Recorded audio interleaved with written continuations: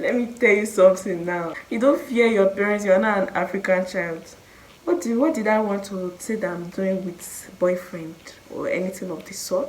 Having anything to do with somebody and like anything that has to do with anything that want to sound like is doing friendship.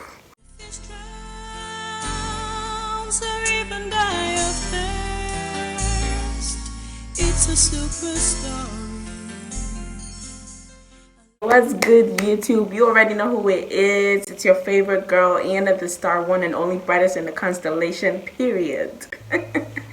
And I'm back with another banger video, another story time. See, this period, I'm gonna just give you guys story times back to back to back. When it comes to story times, like a lot of memories always come back. There's always so much to remember, so much to talk about, so much to talk about. Today we're flashing back to my high school days. And this particular story time, you guys are the first to hear it. Not the first to hear it, but like officially, like I've never really spoken about it like that because I was in secondary school. I couldn't talk about some things freely till now. By the way, I'm looking stunning. Like I am serving, so you're welcome.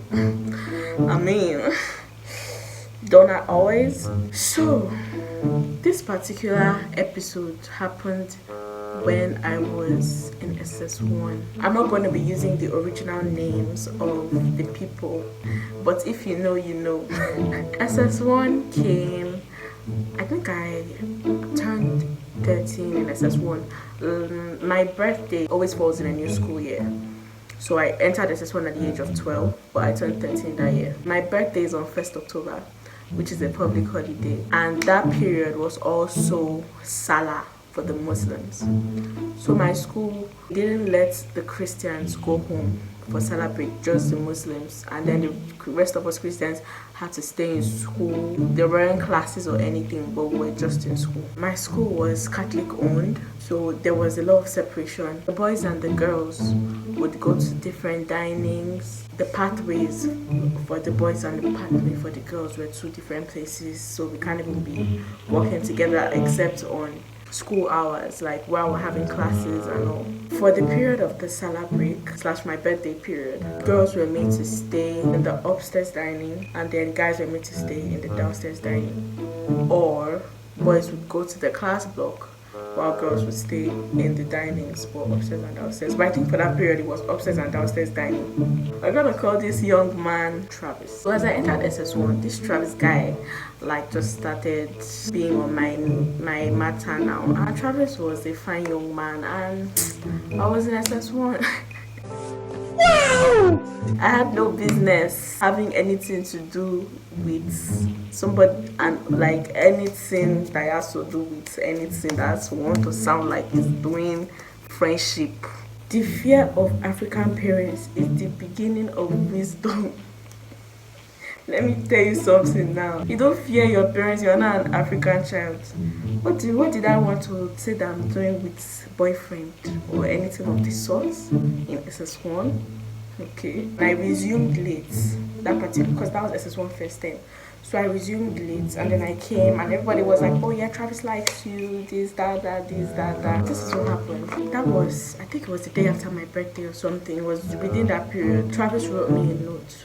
In my school, our means of transportation of letters was in sticky notes, this colorful neon sticky notes, and we used to call it DHL. There was this other guy at the time, we're going to call him James. James liked this girl, I'm going to call her Nancy. James and Travis sent junior students, like girls that were our juniors, to deliver letters to me and Nancy. We were watching a movie, me and my friends, in the extension dining. We had an extension dining. Just for me to hear that Patron Ben was calling me. I was like, Patron Ben calling me for what? I later became choir mistress. Patron Ben was like the patron of the Pentecostal church, so we used to have meetings with him and all. But before then, I didn't have any reason for Patron Ben to be calling me, so I was like, why is Patron Ben calling me? By the time I got there, I saw Nancy kneeling down already. And then he was like, where is the letter? where's the letter? And mind you, being that I didn't see it coming, the person that called me didn't warn me that, okay, this is what's happening. Like, I didn't even suspect anything. I'm a very big fool.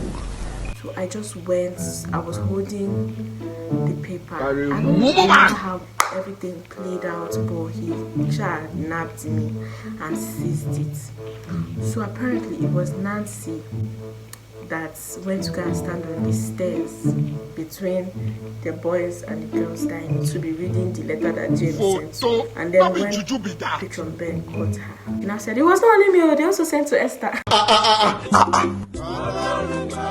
Though she denied it, but that's what everyone said she did. So that was how Patron Ben called me. And then he was like, you bring that letter. Look at what you're writing to each other. Kneel down there. You tell me who wrote you that letter today. I was like, what is happening? Like, how did I find myself here? What kind of life is this? That's why I didn't down there. That period finished, everybody went to the hostel for siesta. Esther and Nancy were still laying down. Nancy had already snitched James since, by the way. For me, Patron Ben was like, so you don't want to talk, Abby?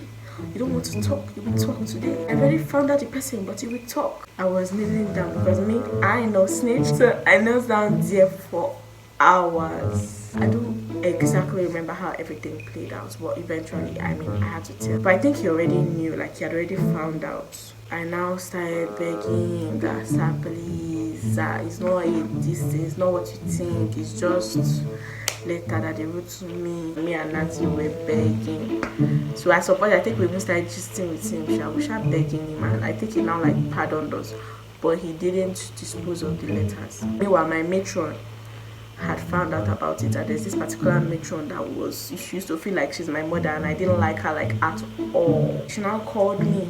She now told me that she's going to report. Yeah. And I was like, ma, please, like, I'm sorry, I won't do it again. Then she was like, yeah, I should go and write an apology report to her, explaining what happened. You know what I mean? So I wrote the report. I begged her in the report. I said it will never repeat itself again. And I gave it to her. I now begged her. She now said, it's okay. It's okay. You can go. That's how she used to talk. So that's how I left now, thinking that, my God has come true for me. One particular patron that was not even in the picture, it was none of his business. He had no reason for being there or finding out. He just came and decided to carry the matter like Ojuka on his head and took it up on Monday morning to the vice principals. Why? Everybody hated that man. When I say everybody hated that particular patron, this man went to kind of snitch us. Like everybody had settled, the matter had died, everybody had moved on. Only you carried the matter on top of your head and went to go and report what was not even you that caught it. You were not there was not a court with you. The person that caught had let it go, but you want to show that you're Buga. Get out! And you know the funniest part? They were not dragging the boys on this matter. No, the boys were in their classes. So now that I think about it, I actually realized that these men were just catching some level of cruise with us. When I say some level of cruise, they were using us for their personal entertainment. Because my mates were in class and Ian was kneeling down in VP's office. They were interrogating us that, yes. So during the holiday, I'm sure you used to go and see each other. My father does not used to allow me to go anywhere before holiday. I didn't have phone. I was always inside. Going where? They were just putting words into your mouth. I was like, I need what to say. Shut up. Shut up, it's true. If you lie now, I will call your father. This thing lasted for like a week, like it dragged. Actually, with the letter, there was really like no big deal in it. Like it was just a random note. They made a big deal out of this shit. Like they made a very big deal out of it. It's like it's only me that was like really scared of this. Because what do I want to tell my parents that they are calling them to school because of boy? Whose father and mother? Me. That was how at some point they were just like, so write down your parents' phone numbers. We are going to call them. In fact, we're going to call your parents. I said call. I said, sir, if you want to kill me, murder me, bury me alive, whatever you want to do, you can do it. But if it's to call my father and my mother, I beg. kill me, end me. Any punishment you want to give me, anything you want to do, I will do. If you see the way I begged, I was rolling on the floor. Like, have you seen all these women that used to cry for husband in church in the front of the pulpits? That was me. I was crying. This thing was not a joke, like it's funny now. Back then it was a matter of life and death. Life and what? Death. I'm sure people were like, it's not this fine, it's like Peter Girl and SS1. I begged, blood came out of my eyes. In my life, I don't think I've ever begged like that before. And I don't think I will ever. Because the way I begged that day, you would think that these men said that they were going to destroy the world. That was my world they were destroying. What do you want to call my parents and tell them?